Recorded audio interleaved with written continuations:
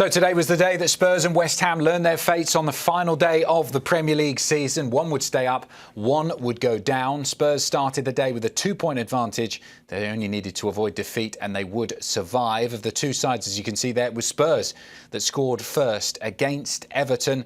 João Palhinha just before half-time to make it 1-0. It would stay that way at half-time. So Spurs with a 1-0 advantage. West Ham still goalless against Leeds. West Ham won as well in the end, though, thanks to 3 second-half goals. Tati Castellanos on 66 minutes, Jared Bowen on 79 minutes, and Callum Wilson in injury time. But it was all in vain in the end for the Hammers. Spurs hanging on for that 1-0 victory to avoid relegation and stake their claim to a place in the Premier League for next season. Adam Hunt, Jaydee Dyer here in the Golazo Network studio. JD, great to see you. It's not very often this season where we've had both of these two sides winning. What did you make of either of their performances? A little bit too late from both of the two sides. I think the form that has been shown by both teams respectively towards the latter end of the season is what we've needed across the other 38 games or so. They found themselves in this situation through a lack of continuity, a lack of togetherness, and more importantly, just really a lack of quality and elements of the season. But overall, when you look at the perspective of both of these two teams, there's a failure. We knew one of them was going down, so they were obviously going into it. We knew the probability was that West Ham were going to be relegated today, with them having to do almost the impossible and rely on results elsewhere. But the difficulty in terms of what's happened from a Spurs perspective and also a West Ham perspective has really put a spotlight on just the demise of both of these two teams. I mean, but quite vividly, they were both in Europe not too long ago, both pushing forward in terms of ambitions, the stadiums that both of these two, and the fan base and the capacity and the directions that these clubs have. They'll be disappointed overall when looking at this season, and this is back-to-back seasons now for Spurs, where they've hung on by a thread, and I genuinely mean a thread. It's not good enough for the quality that's there, it's not good for the direction of the club, and it's also not good enough for the quantity in terms of the recruitment that's been put into this squad. Like, think about the millions that's been spent. This is not the direction that either of these two clubs, and someone who comes from London wants to go in. Roberto De Zerbi will be held as a hero in North London. He came in, he got the job done, kept them up. What did he get right in those short period at the end of the season, those limited number of games that he had, to turn it around for them? In all due respect to Roberto De Zerbi, I think he went back down to just basics, survival, tenacity. They had a little bit more of a structure, and most important thing is they were finally putting together clean sheets. They weren't conceding as much, and I think the emphasis in terms of from a De Zerbi perspective was definitely focused on let's not lose games. But there was respectively some big wins that they did pick up. Of course, the points that he picked up against Aston Villa and Wolves are now going to be looked back on as really important 3 points in terms of victories. But then even the draws against Brighton and Leeds, respectively, Roberto De Zerbi has gone in there and effectively done his job. He wanted to steady the ship. The disappointment in terms of just the thing that he had inherited from Igor Tudor would have been, no doubt about it, very, very disappointing. But I have to give credit in terms of to Spurs from an aspect of they left a lot of quality on the bench and just went for straight industry and work rate. Conor Gallagher in the 10 position, obviously we'd be pushing towards James Maddison. Basuma is probably a little bit more technically gifted than maybe Palhinha on the ball, but Palhinha's come up with a massive goal today in terms of just understanding the magnitude of the moment. And even look on the right-hand side, you're thinking about Colin Mwani, who really should be looking and asking himself serious questions as to how either Jet Spence or Pedro Porro is starting ahead of him, considering he's the attacking player.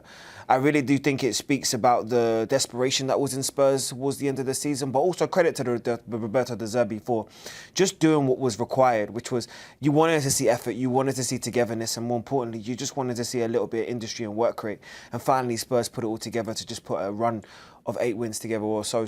Well, it will feel like 8 wins at this stage of the season towards the end. Given the warning shot that Spurs got last season, just about surviving, are you surprised that they were involved in such a tight relegation battle again? You would have thought that they, over the course of this season, would have learned from their mistakes, albeit under different managers last season, and have not made it down to the last day this season. No, I'm not surprised at all, because this league will always come down to what happens in the off-season. People don't recognise that Arsenal lifted the Premier League trophy because of their signings such as Eberechi Eze or Hincapié or squad depth that they've put in. It's not necessarily in terms of the 11 that was there. It's more actually bringing in things that's going to push the actual starting 11 or the quality that you had there before. I ask you now, Adam, how many players did Spurs sign in the summer that's actually tested their so-called starting 11 that finished 17th? Under Ange Postecoglou, the wall was pulled off their eyes, and they had a real wake-up in terms of yeah, you can think you're great in Europe and you can have European success, but if you don't win domestically, none of that matters. And unfortunately, that then didn't translate into recruitment in the off season. There was no real in terms of injections within this squad, and then it turned into an element of desperation. Think about this drop-off. And I know our graphic is identifying from 2024, but I'm not that far removed to remember when Spurs won the Champions League final. And that's what we're talking about here in terms of a team that's gone from the pinnacle of world football, 90 minutes away from being crowned the kings of Europe, to 7 or 6 seasons later, now you're fighting for your lives in the Premier League 2 seasons in a row. And really and truly, what's actually the most disappointing aspect of that is they've actually had more money that's been invested into that squad.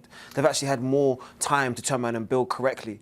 But if you want to keep cutting corners in terms of recruitment, you want to keep finding these little loopholes in terms of these young players that are inexperienced and hoping that you can flip a profit or they develop into a world-class player, then you're going to keep finding yourself into a situation. This league has always been based upon winners, and experience is what you need in terms of to classify yourself as a winner. We're talking of an unbalanced team at Spurs. It's an unbalanced team and then some at West Ham this season. So many square pegs in round holes, to use the phrase, when you look at their squad. And ultimately, I think they did have plenty of experience, but also they just weren't good enough over the course of the season to ensure their survival. I think it goes back to exactly the same point I talked about with Spurs. We're going to go back to recruitment. And I think about the names that have left that squad over the summer: Emerson, Aaron Cresswell, Vladimir Kufal, and then the replacements. And some of these are actually people I have relationships with, but your Carl Walker-Peters, your Malik Duoffs, like...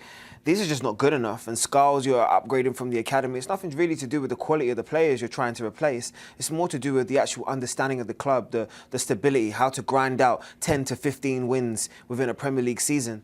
And unfortunately, it started off with a calamity at the beginning of the season when we saw when Sunderland embarrassed West Ham on the opening day in 3-0 to show that the gap between the teams that were coming up in the Championship and the teams that had already been established in the Premier League isn't that far apart. And there really has been just a snowball effect. They didn't get the new manager bounce from Nuno. There was then the question marks in terms of from the fans, from the press, and from everybody around the club as to the style of football, the direction of football, and whether or not they were going to be able to be stabilised. And effectively, they ran out of games. There's no point in showing all of that heart towards the end, because I'll ask you right now, Adam, what's West Ham's best 11? We're still sitting there trying to work it out. I don't think even Nuno knows. And we're almost 38 games, we're past 38 games into a season, and you can't tell me what your best 11 is. That's why you have 15 losses, because whether it's Jared Bowen, whether it's Mavropanos, whether it's all of these players now, Somerville, Wilson, that's going to have question marks over whether or not they're going to stay in the future. Unfortunately, there was no consistency as to what, hey, this is the best 11 that we have, this is the foundation, and this is the team that's going to lead us to whatever our objectives were this year.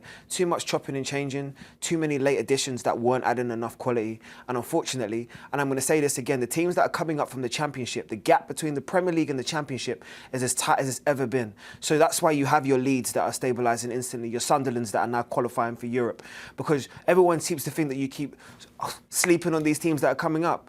I promise you it's going to get even more difficult, because the quality of the teams that's coming up again next year are going to prove that the gap between the Championship and the Premier League is tighter than it's ever been. And those teams, there's about 6 or 7 down there, need to really recruit well this summer, or you will find yourself in a similar situation as West Ham. Do you think Nuno sticks around as the manager for the Championship season next season? And do you think they've got enough, depending on the players that stay and go, as you said, to then bounce back up to the Premier League? Well, we know that the shortfall, first of all, is that there's going to be about 100 million to 150 million windfall that you need to sort of balance in terms of the books. That's just going to cover in terms of broadcasting deals, the new Championship settings that you're in. So the upsetting part about any relegation, I always tell people, and this is me having relationships beyond just the players, is the amount of people that behind the scenes that lose their jobs. I'm talking about from the canteens to recruitment to scouting departments, endorsements, commercial sides.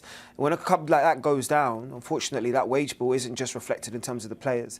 You can have your major sales in terms of your Jared Bowens or your Mavropanoses, who are going to be question marks, maybe even others around the club that you're now going to look at and try and work out in terms of can we maximise their value. But unfortunately, this club is not necessarily one that might bounce back, because, again, I repeat, the quality in terms of that's in the Championship doesn't privy to an automatic promotion for West Ham next year. And more importantly, you're about to lose a whole bunch of quality that's about to leave that changing room. Mateus Fernandes is another one that's just highlighted there. There are real good players here that are too good to have gone down. And unfortunately, they're going to find themselves either playing in the Championship or looking for a move elsewhere. Given that Spurs did manage to survive, you could make the case that it's, again, a top 6 team that has flirted with relegation but not gone down.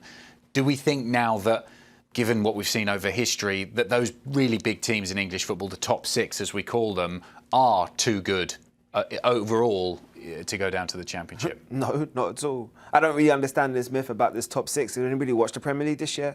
Brentford were a surprise package. Brighton were a surprise package. If the top six was such a definitive team, then why did Liverpool finish top of the league last year and then struggle for Champions League this year?